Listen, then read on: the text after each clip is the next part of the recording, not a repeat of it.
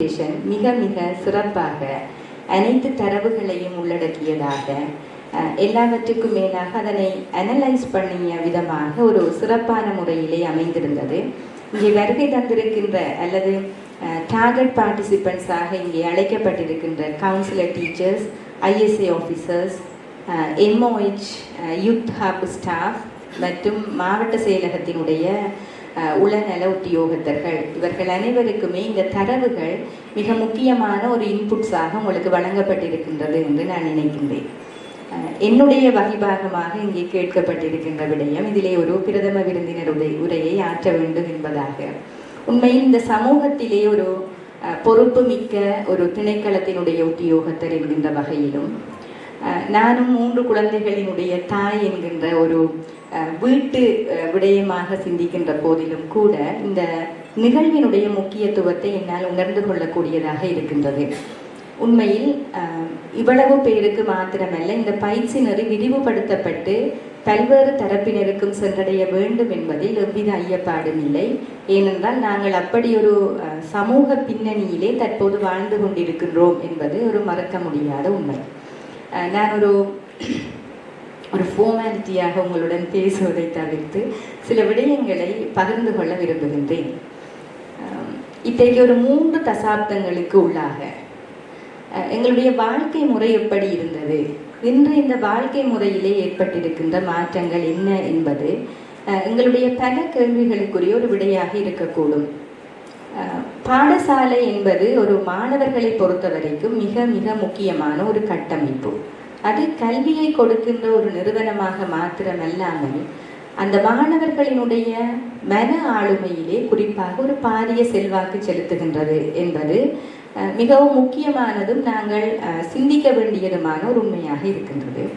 நான் குறை சொல்லுகின்றேன் என்பதை தவிர்த்து ஒரு விடயத்தை நீங்கள் சிந்தித்து பார்ப்பதற்காக ஒரு சம்பவத்தை உங்களுடன் பகிர்ந்து கொள்கின்றேன். ஒரு கண் வைத்திய அதிகாரி ஒருவரை சந்திப்பதற்காக ஒரு தாய் தன்னுடைய மகளை அழைத்து கொண்டு சென்றிருந்தார். அந்த இடத்தில் நான் இருந்தேன். நான் அதை பார்த்த ஒரு விடயத்தை உங்களுடன் பகிர்ந்து கொள்கின்றேன். அந்த குழந்தைக்கு நான் நினைக்கின்றேன் அவருக்கு ஒரு 6ஆம் ஆண்டு 7ஆம் ஆண்டு படிக்கக்கூடிய மாணவியாக இருப்பார். அவருக்கு கண் பிரச்சனை இருந்திருக்கின்றது. அவை வைத்திய அதிகாரியை சந்திக்கின்ற பொழுது அந்த வைத்தியர் அந்த குழந்தையை பரிசோதித்த பின் அந்த தாயிடம் கேட்ட முதலாவது கேள்வி, இந்த பிரச்சனை பற்றி உங்களுடைய பிள்ளையினுடைய ஆசிரியர் உங்களுக்கு ஒருபோதும் சொல்லவில்லையா? தான் அந்த டாக்டர் கேட்ட முதலாவது கேள்வி. இப்போ அந்த தாய் இல்லை என்று சொன்னால் ஏதோ ஒரு விதத்தில் அவருக்கு கண் பிரச்சனை இருக்கிறத தான் அறிந்து கொண்டதால் கூட்டி வந்ததாக சொன்னார். அப்போ அந்த டாக்டர் சொன்னார், உண்மையில் அந்த குழந்தைக்கு மிக நீண்ட காலமாக அந்த பிரச்சனை இருந்திருக்கின்றது. ஆனால் தற்போது அந்த கண்டிஷன் கொஞ்சம் சிவியர் தான். அதாவது எப்போவே நீங்கள் கொண்டு வந்து காட்டியிருக்க வேண்டிய ஒன்று லேட்டாக கொண்டு வந்திருக்கிறீங்க என்றதான் அவர் சொன்ன சமரி. இப்போ நான் எதை குறிப்பிடுகின்றேன் என்றால், ஒரு கண் என்கின்ற ஒரு பிரச்சனையை அடிப்படையாக தெரிந்து கொள்ளக்கூடிய முதலாவது நபர் யார்? அம்மா, அப்பாவா? நான் நினைக்கின்றேன் அது நிச்சயமாக அவருடைய வகுப்பு ஆசிரியர். பக்கத்தில் இருக்கின்ற பொழுது கண் பிரச்சனை தெரியாது. வகுப்புல அந்த ஒயிட் போர்டு வச்சு எழுதைக்குள்ளதான் அதை பார்க்கைக்குள்ள அந்த பிள்ளைக்கு ஒரு பிரச்சனை இருக்கின்றது என்று அறியக்கூடிய முதலாவது நபர் ஆசிரியர் தான் கண் பிரச்சனையை பொறுத்த வரைக்கும். ஆனால் அந்த ஆசிரியரால் அது சொல்லப்படவில்லை என்பதை அதன் பின்னர் என்னையும் அந்த டாக்டர் அறிந்திருந்ததால் என்னுடன் அவர் சில விஷயங்களை பகிர்ந்து கொண்டார். இப்போது இருக்கின்ற ஆசிரியர்கள் இப்படித்தான் இருக்கிறார்கள். இந்த குழந்தையினுடைய கண் பிரச்சனை இன்றைக்கோ ஆசிரியருக்கு தெரிந்திருக்கும். நான் இதை ஒரு குறையாக சொல்லவில்லை, மாறாக எங்களுடைய காலத்தை நான் அந்த சந்தர்ப்பத்திலே நினைத்து பார்த்தேன். ஒரு ஆசிரியரினுடைய பங்களிப்பு என்பது ஒரு மாணவியிலே நாங்கள் கல்வி கற்கின்ற காலத்திலே எங்கள் மீது எவ்வளவு செல்வாக்கு செலுத்தி இருந்தது. ஒவ்வொரு விடயத்திலும் ஒரு வகுப்பிலே ஒரு ஆசிரியருக்கு 40 பிள்ளைகள் தான். 40 பிள்ளைகள் தான். அந்த 40 பிள்ளையை பற்றிய ஒரு தெளிவு அல்லது அந்த 40 பிள்ளைகளை பற்றிய ஒரு தகவல் அந்த ஆசிரியருக்கு தெரிந்திருக்க வேண்டும் என்கின்ற எதிர்பார்ப்பு அவ்வளவு ஒரு கடுமையான எதிர்பார்ப்பு அல்ல என்றுதான் நான் நினைக்கின்றேன். ஒரு ஆசிரியை நினைத்தால் தன்னுடைய அந்த 40 பிள்ளைகளை பற்றிய அனைத்து விடயங்களையும் அறிந்து கொள்ள முடியும். அவ்வாறு அறிந்து கொண்டால் கண் பிரச்சனை மாத்திரமல்ல, உள ரீதியாக அந்த குழந்தைக்கு இருக்கக்கூடிய தாக்கங்களை கூட அந்த ஆசிரியையால் உணர்ந்து கொள்ள முடியும் என்பதுதான் என்னுடைய ஒரு அழுத்தமான நம்பிக்கை. அதனை ஆசிரியர்கள் செய்ய வேண்டும் என்கின்ற எதிர்பார்ப்பு எங்களுக்கு இருக்கின்றது. டாக்டர் பிராந்திய சுகாதார வைத்திய அதிகாரி அவர்கள் சொல்லுகின்ற பொழுது ஒரு விடயத்தை சொன்னார். கவுன்சிலிங் பாடத்துக்கு நாங்கள் கூடியளவு டைம் ஒதுக்குவதில்லை. உண்மையில் அந்த கவுன்சிலிங் பாடம் என்கின்ற அந்த சொற்பிரயோகத்தையே பெரிய அளவிலே பெற்றோர்களோ மாணவர்களோ ஏற்றுக்கொள்வதாகவே இல்லை.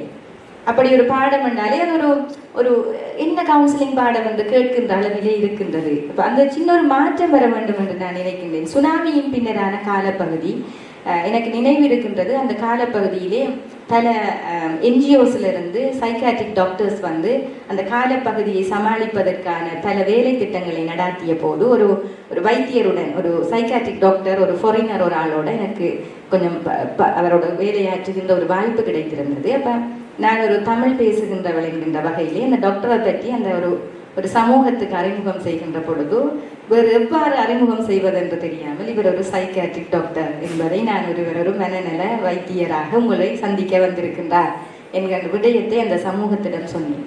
இப்போ அந்த டாக்டர் என்ன எல்லாம் முடிஞ்ச பிறகு கூப்பிட்டு சொன்ன ஒரு விஷயம் இன்றைக்கும் எனக்கு அழுத்தமாக அது இருக்கின்றது.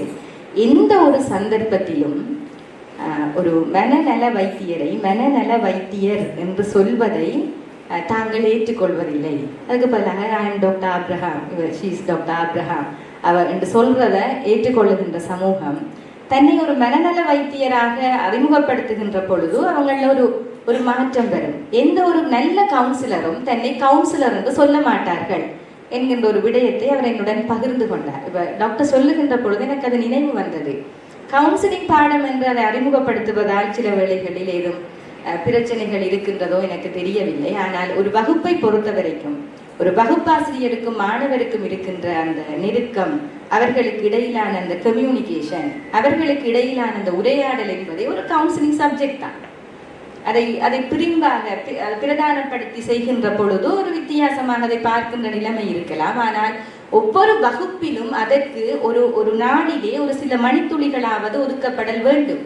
அது கவுன்சிலிங் என்ற பெயரில் ஒதுக்கினாலும் சரி அல்லது வேற விதமாக ஒதுக்கப்பட்டாலும் சரி, அந்த விடயம்தான் இன்றைய சமுதாயத்துக்கு மிக மிக தேவையாக இருக்கின்றது. இது புதிய ஒரு விடயம் அல்ல. இது காலம் காலமாக பெற்றோர்களுக்கும் மாணவர்களுக்கும் இடையே இருந்து வந்த ஒரு அன்பு என்று நான் நினைக்கின்றேன். 10ஆம் ஆண்டு 11ஆம் ஆண்டு நாங்கள் படிக்கின்ற பொழுது ஆசிரியர் உள்ளுக்குள்ள வந்தாலே எங்களுக்கு ஒரு பயம் இருக்கும். அந்த ஆசிரியரினுடைய கண்ணை பார்த்து நாங்கள் பேச வேண்டும். அதான் எங்களுக்கு வழங்கப்பட்டிருந்த அந்த அறிவுறுத்தல். அந்த நாளிலே ஞாபகமாக ஆசிரியர் வந்து ஆசிரியருடைய கண்ணை பார்த்து பேச வேண்டும். ஆசிரியருடைய கண்ணை பார்த்து பேச தவறுகின்ற ஒரு குழந்தையை, இந்த பிள்ளைக்கு மனதிலே ஏதோ ஒரு பிரச்சனை இருக்கின்றது என அடையாளப்படுத்துவதற்கு ஆசிரியர்களால் முடிந்திருக்கின்றது. ஆகவே நாங்கள் ஒரு புதிய விடயத்தை கையாளுவதற்காக சொல்லவில்லை. நிச்சயமாக வகுப்பறைகளில் இந்த மாற்றம் ஆரம்பிக்க வேண்டும் என்கின்ற என்னுடைய எதிர்பார்ப்பை அல்லது நான் அவதானித்த விடயத்திலே உங்களுடன் பகிர்ந்து கொள்ள வேண்டிய ஒரு விடயமாக இன்றைய தினம் இந்த குறிப்பிலே குறிப்பிட வேண்டும் என்று நினைத்திருந்தேன். ஆகவே இதை ஒரு ஆசிரியர்கள் இங்கே வந்திருக்கின்றீர்கள், அல்லது கவுன்சிலிங் ஆஃபீஸர்ஸ் அல்லது ISA அவர்கள் வந்திருக்கின்றீர்கள். நாங்கள் சொல்லுகின்ற விடயத்தை ஒரு வித்தியாசமாக புரிந்து கொள்ளாமல் வகுப்பாசிரியர்களுக்கு முறையாக வழிபடுத்துங்கள். அவர்களுடைய மாணவிகள் அல்லது மாணவர்கள் அனைவரையுமே அவர்கள் புரிந்து கொள்வதற்கான வாய்ப்புகளை அல்லது புரிந்து கொள்வதற்கான ஒரு தார்மீக பொறுப்பை அவர்களிடம் சுமத்துங்கள்.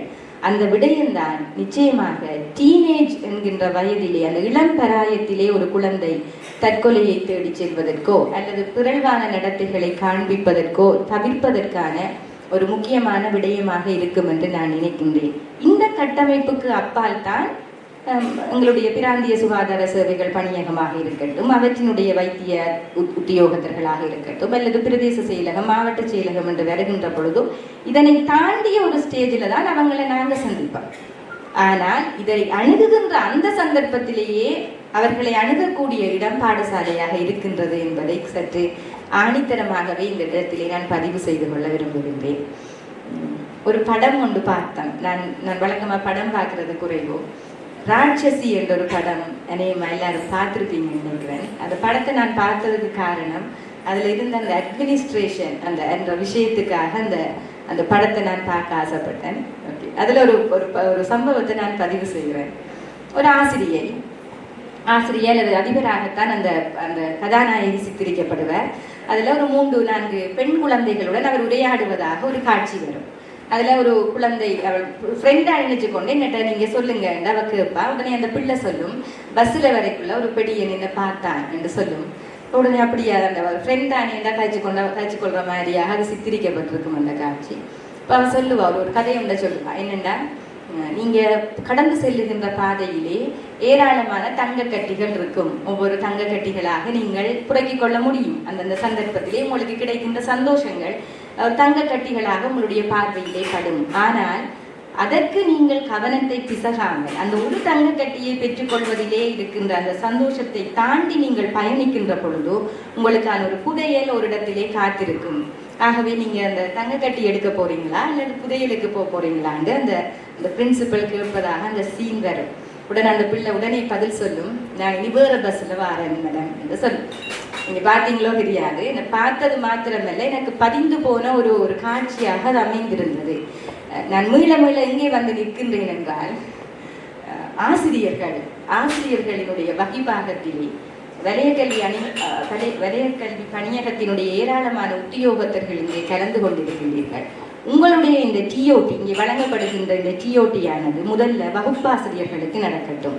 ஒவ்வொரு பாடசாலையிலும் வகுப்பாசிரியர்களை சந்தித்து அவர்களுக்கான பொறுப்புகளை அவர்களிடம் சுமத்துங்கள். நிச்சயமாக ஒரு குழந்தையிலாவது மாற்றம் வந்தால் அதுவே ஒரு பெரிய வெற்றி தான். அண்மையிலே சூசைட்ஸ் எல்லாம் நடந்து நாங்களும் அந்த ஃபியூனரல்ஸுக்கு எல்லாம் போன நேரம் எங்களோட காதுகளில் விழுந்த விடயங்கள். இந்த பிள்ளை அழுது கொண்டிருந்தது பாடசாலையில், ஆசிரியருக்கு அது தெரியவில்லையா, இதெல்லாம் நான் கேட்ட விஷயங்களாக இருந்தது. அடுத்தது எங்களோட டாக்டர் சொன்ன மாதிரி மீடியாஸ் ஒரு பெரிய, நேற்று கூட எங்களோட ஃபேஸ்புக்கை திறந்த உடனே 2 சூசைடுக்கான ஒரு இளம் பெடியன் சேர்த்திருப்பதாகவும், அடுத்தது இந்த கிளிநொச்சியில் ஒரு மாணவி ஒரு கடிதம் எழுதி விட்டு சேர்த்திருப்பதாகவும் அந்த மெசேஜை பார்க்கின்ற பொழுது நாங்கள் மட்டும் பார்க்கல, இப்ப எல்லார கையிலையும் போன் தவிர்க்க முடியாம அந்த குழந்தையும் பார்க்குது. ஏன் செத்துருக்குறாங்க, அது ஆராய வெளிக்கிடுது. இந்த காரணம் இப்படி சாகலாம் என்ற அந்த விளைவுகள் எல்லாம் அந்த குழந்தைகளுக்குள்ளே ஊடுகடத்தப்படுகிறது. இதை யார் கதைப்பது? அவர்களுடன் இந்த விடயங்களை கதைக்க வேண்டும். ஆனால் யார் கதைப்பது? குட் பேரண்டிங் என்ற ஒரு விடயம் பற்றி சொல்லப்பட்டது. அதாவது பேரண்டல் ஸ்கில். நாங்க எங்கட அம்மா அப்பா அப்படி ஒரு பேரண்டல் ஸ்கில்ல படிச்சுட்டு வந்த எங்களுக்கு ஒரு பேரண்டா இருக்குல்ல. டாக்டர் சொன்ன மாதிரி ஒரு அம்மாண்டாலே அடிதான், அதுதான் ஞாபகம் வரும். அம்மாண்டாலே எங்களை திருத்துறதுக்கான ஒரு முதலாவது விஷயமாகத்தானே நாங்கள் தாய் தந்தையரை பார்த்தோம். ஆனால் இன்றைய சமுதாயம் அந்த ஏச்சையும் அல்லது அவர்களுக்கு வழங்கப்படுகின்ற அறிவுறுத்தல்களை அது சரியாக சொல்லப்பட வேண்டும் என்கின்ற நிலையிலே நாங்கள் வந்து நிற்கின்றோம் என்றால் எங்கோ ஒரு இடத்திலே ஒரு கேப் இருக்கின்றது. அந்த கேப் குறைக்கப்பட வேண்டும் என்பதுதான் நான் என்னை பொறுத்த வரைக்கும் இந்த விடயத்திலே நாங்கள் எதிர்பார்க்கக்கூடிய ஒரு விடயம். எங்களுடைய பிரதேச செயலகத்தை பொறுத்த வரைக்கும் ஏராளமான ஆளடியினர் ஒவ்வொரு துறைக்கும் இருக்கின்றார்கள். சிறுவர்களை பார்க்க, பெண்களை பார்க்க, காணி பிரச்சனையை பார்க்க, கோயில் பிரச்சனை. கோயிலை பற்றி சொல்லுகின்ற பொழுது இன்று மட்டும் என்னுடைய அலுவலகத்திலே 4 கோயில்கள் பிரச்சனைகளுடன் வந்து நிற்கின்றன. அவர்கள் தங்களுடைய பிரச்சனைகளை பார்ப்பதா, சமூகத்திலே இருக்கின்ற இந்த செயற்பாடுகளை மேற்கொள்வதா என்பதிலே தளம்பி போய் இருக்கின்றார்கள். ஏனென்றால் பெரும்பாலான ஆலயங்கள், டாக்டர் சொன்னது 100% உண்மை, பெரும்பாலான இந்து ஆலயங்கள் இன்று வழக்காடு மன்றங்களில் தான் இருக்கின்றதை தவிர அவர்கள் எங்களுடைய சமூகத்தை பற்றி சிந்திக்கின்ற நிர்வாக கட்டமைப்பை கொண்டிருக்கவில்லை என்பது ஒரு கசப்பான உண்மை. எதை திருத்துவது, எதை திருத்தாமல் விடுவது என்பதை தெரியாமல் பயணித்துக் கொண்டிருக்கின்றோம். இந்த வகையிலே பிரதேச செயலகத்திலே இருக்கின்ற உத்தியோகத்தர்களிடையே நான் சற்று கவலையாக நோக்குகின்ற ஒரு பகுதி கவுன்சிலிங் ஆபீசர். எல்லா விடயங்களுக்கும் இப்ப என்னை பற்றி அறிமுகம் சொல்லக்குள்ளே அவர் சொன்ன நல்லா மேடம் தீர்மானம் எடுப்பான்னு மதிராஜ் சொன்னேன். நான் தீர்மானம் எடுக்க முடியாமல் தளம்புகின்ற ஒரு இடமாக இருந்தால் அது நிச்சயமாக இந்த கவுன்சிலிங் ஆபீசர்ஸ் உடைய விஷயமாக இருக்கும். மட்டக்களப்பு மாவட்டத்தை பொறுத்த வரைக்கும் கவுன்சிலிங் ஆபீசர்ஸினுடைய சேவை மிக அழகாக சிறப்பாக நடைபெற்று கொண்டு வருகின்றது. ஆனால் அவர்கள் சந்திக்கின்ற பிரச்சனைகளுக்கு அவர்கள் தீர்வு கொடுக்கக்கூடியவர்களாக 100% அதை திருத்தி விட்டோம் அல்லது அந்த பிரச்சனைக்காக ஒரு தீர்வை வழங்கி விட்டோம் என்கின்ற விடயம் கவுன்சிலிங் ஆபீசர்ஸை பொறுத்த வரைக்கும் அவர்களால் 100% அது சாதிக்க முடியாமல் தான் இருக்கின்றது. ஏனென்றால் மிகவும் சென்சிட்டிவான ஒரு விடயம். எவ்வாறு அந்த பிரச்சனையை அணுகுவது, பிரச்சனையை அணுகும் முன்பே பிரச்சனை, இந்த கேஸை போய் பார்க்க போறீங்களா, இந்த பிரச்சனையை ஆராய போறீங்களா, இதற்கான பிரச்சனைகள் இப்படி வரும் என்று சொல்லுகின்ற அளவில் அந்த உத்தியோகத்தர்கள் கத்தி மேல் நடப்பது போல்தான் அவர்களுடைய பணிகள் இருக்கின்றது. பிரதானமாக அது கவுன்சிலிங் ஆபீசர்ஸுக்கு ஒரு சேலஞ்ச். அதையும் தாண்டி அவர்களினுடைய செயற்பாடுகள் நடைபெற்று கொண்டிருக்கின்றது. ஆக நான் ஒவ்வொரு வகையில் கொலபரேட்டிவ், அதாவது நாங்கள் எல்லாருமாக சேர்ந்து சேவையாற்ற வேண்டும் என்கின்ற பகுதியிலே நான் பாடசாலைகளை பற்றி கதைத்தேன். அடுத்ததாக நான் கதைத்துக் கொண்டிருப்பது பிரதேச செயலகங்கள் அல்லது மாவட்ட செயலகங்கள் பற்றி. நிச்சயமாக எங்களுடைய முழுமையான ஒத்துழைப்பும், அது நீங்கள் கோருகின்ற இந்த சந்தர்ப்பத்தில் ஆகட்டும் அல்லது நாங்கள் அறிகின்ற இந்த சந்தர்ப்பத்தில் ஆகட்டும், அது நிச்சயமாக இருக்கும் என்கின்ற ஒரு விடயத்தை நான் பிராந்திய RDHS அவர்களுக்கு குறிப்பிட்டுக் கொள்ள விரும்புகின்றேன்.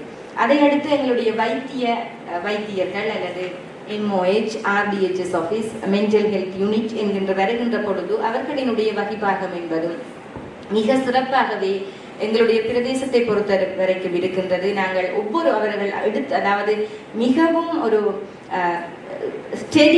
ஸ்லோ அண்ட் ஸ்டெடியாக அவர்களுடைய ஸ்டெப்ஸ் வைக்கப்படுறதை நாங்கள் பார்க்குறோம்.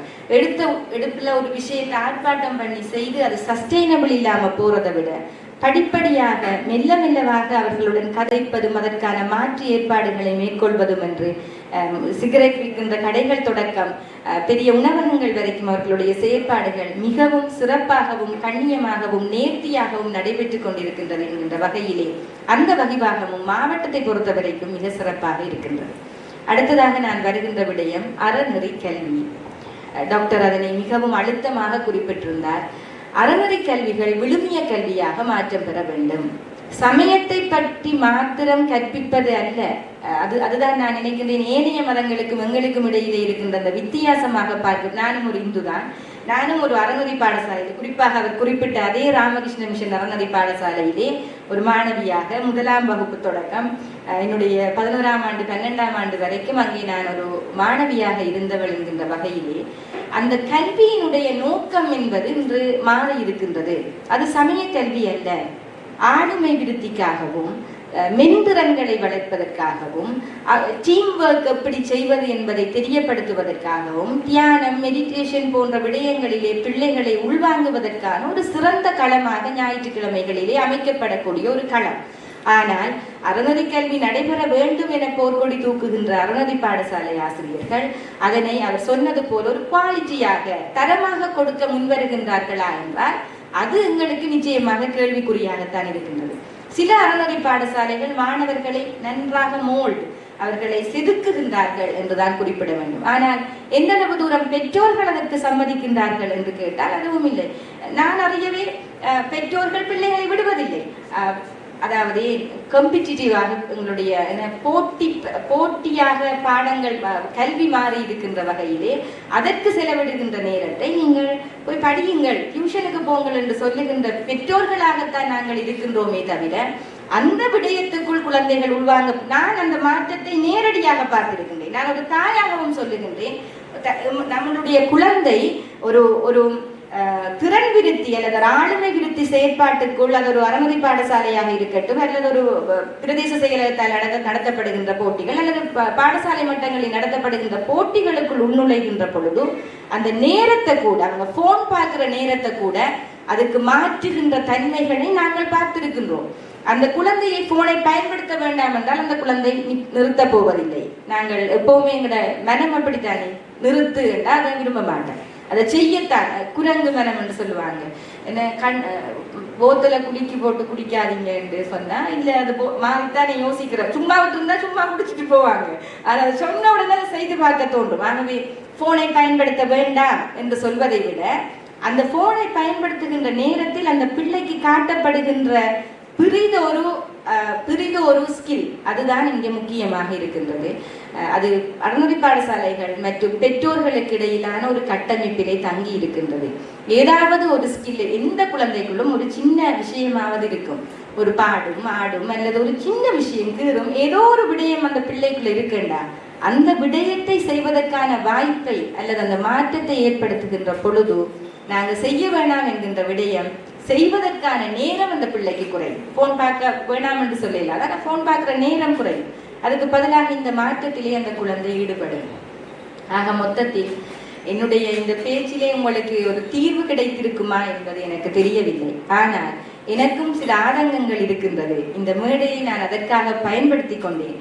இங்கு வந்திருக்கின்றவர்கள் ஒரு முக்கியமான இடத்திலே இருந்து வந்திருக்கின்ற ஒரு நபர்களாக, உங்களிடமான வினயமான வேண்டுகோளாக எங்களுடைய வலய கல்வி பணிப்பாளர் சார்பிலும் ஒரு பிரதேச செயலாளர் என்கின்ற வகையில் ஒரு தாயாகவும் நான் விடுக்கின்ற ஒரு வேண்டுகோளாக இதனை பார்த்தீர்களாக இருந்தால் ஒரு சின்ன மாற்றங்கள் ஒரு பெரிய உற்பத்தி திறன் வினைத்திறனான மாற்றங்களுக்கு வழிகோலுகின்ற ஒரு விடயமாக அமையும் என்பது என்னுடைய தாழ்மையான அபிப்பிராயம்.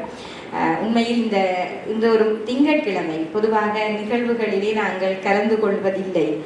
ஆனாலும் டாக்டர் என்னிடம் கேட்ட பொழுது எனக்கு ஒரு நிமிடம் கூட இதனை மறுக்க தோன்றவில்லை. ஏனென்றால் நான் நினைக்கின்றேன், தற்போது மாவட்டத்திலே இருக்கின்ற மிகவும் முக்கியமான நாங்கள் கைகோர்த்து பயணிக்க வேண்டிய ஒரு தொனிப்பொருளாக இருக்கின்ற ஒரு விடயத்தை இன்று பிராந்திய சுகாதார சேவைகள் பணிப்பாளர் அவர்களும் அவர்களுடைய ஆளணியினரும் ஆரம்பித்திருக்கின்றார்கள். இங்கே வந்திருக்கின்ற ஒவ்வொருவரும் அதற்காக நாங்கள் கைகோர்த்து பயணிக்கின்ற பொழுது ஒரு மாற்றத்தை எதிர்பார்க்கலாம். இந்த கிராஃப் இப்படி போயிருக்கின்ற இந்த கிராஃப் குறையோனும் தற்கொலைகள், பிறழ்வான விஷயங்கள், போதை வஸ்து பாவனை என்பதை மாற்றமடைய வேண்டும். ஒரு வயது முடிந்தவர்களுக்கும் அல்லது ஆகையும் இளம் பிள்ளைகளையும் தாண்டி அந்த அவங்களோட டேட்டா கலெக்ஷன்ல இருக்கின்ற அந்த மிக முக்கியமான ஒரு ஏஜ் குரூப்பை நாங்கள் கையாளுகின்ற விதம் குறித்து சிந்திக்க வேண்டும் என்கின்ற என்னுடைய வேண்டுகோளையும் உங்களுடன் முன்வைத்து இந்த தருணத்திலே மீளவும் நான் என்னை அழைத்தமைக்காகவும் என்னை கௌரவித்தமைக்காகவும் என்னுடைய மனப்பூர்வமான நன்றிகளை தெரிவித்து, நிச்சயமாக இந்த பயணத்திலே எங்களுடைய வகிபாகம் அல்லது எங்களால் வழங்கப்படக்கூடிய அந்த பங்களிப்பு 100%